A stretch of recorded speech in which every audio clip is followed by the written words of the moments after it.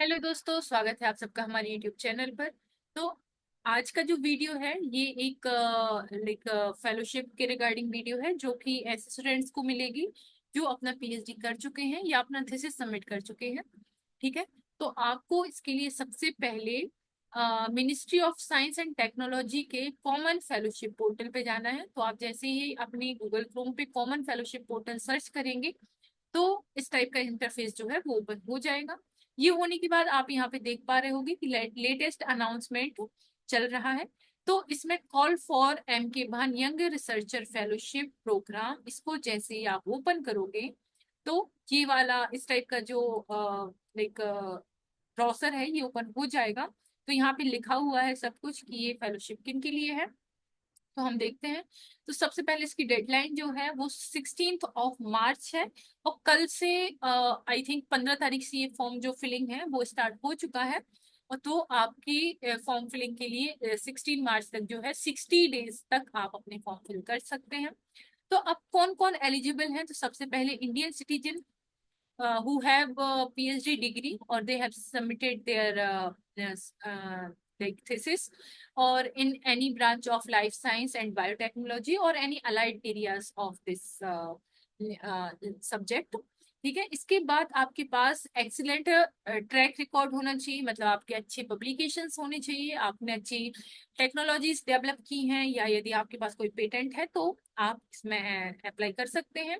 इसके बाद आपका कोई होस्ट इंस्टीट्यूट आपको आइडेंटिफाई करना पड़ेगा।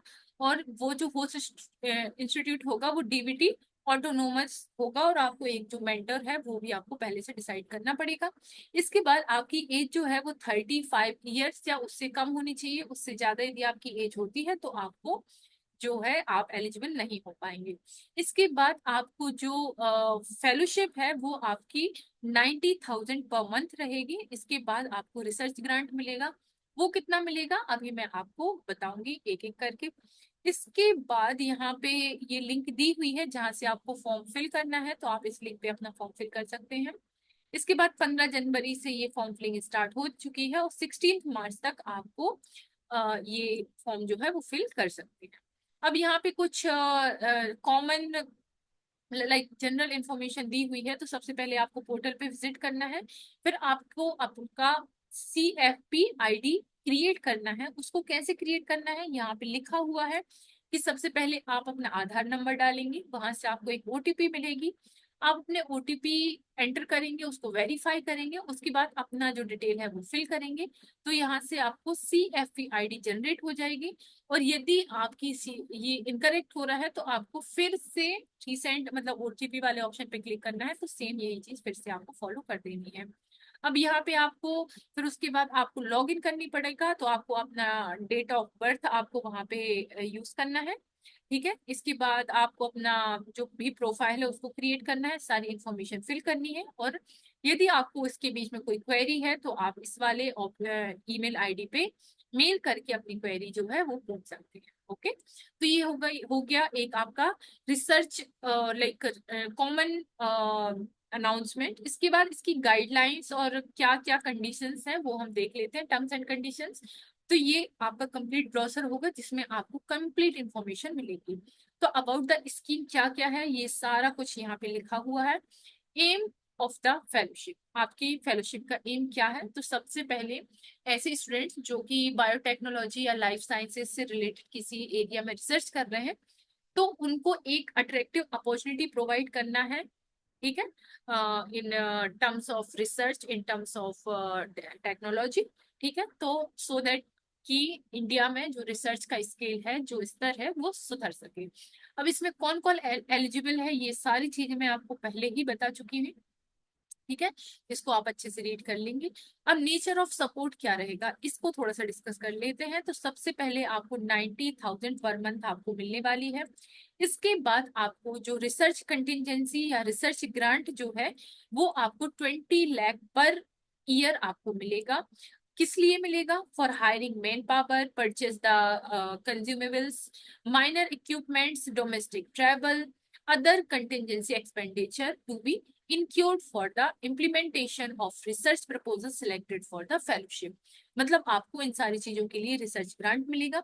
इसके बाद इसके ही थ्रू आप JRF, SRF, project assistant, project associate आप जो है हायर कर सकते हैं। ठीक है। और आपका जो कैपिटल जो भी है आपका, ये जो आई थिंक मैन पावर है जिसके लिए भी ये 10 लाख से ज्यादा नहीं होना चाहिए फॉर पर्टिकुलर इंस्टीट्यूट। ठीक है। और ये सारी चीजें आप पढ़ लेंगे। ठीक है।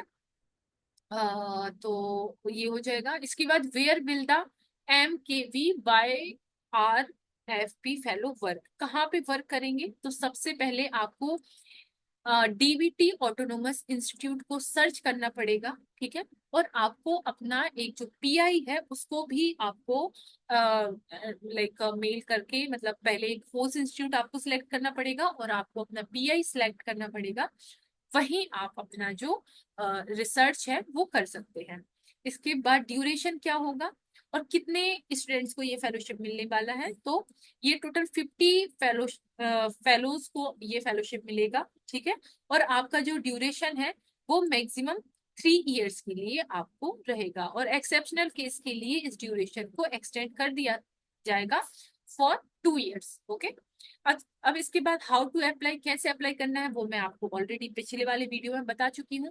मोड ऑफ सिलेक्शन क्या होगा? तो आपकी नेशनल लेवल सिलेक्शन कमेटी आपकी लाइक उसको कमेटी बनाई जाएगी और उसमें आप प्रपोजल भेजेंगे, उसके अकॉर्डिंग आपका सिलेक्शन होगा।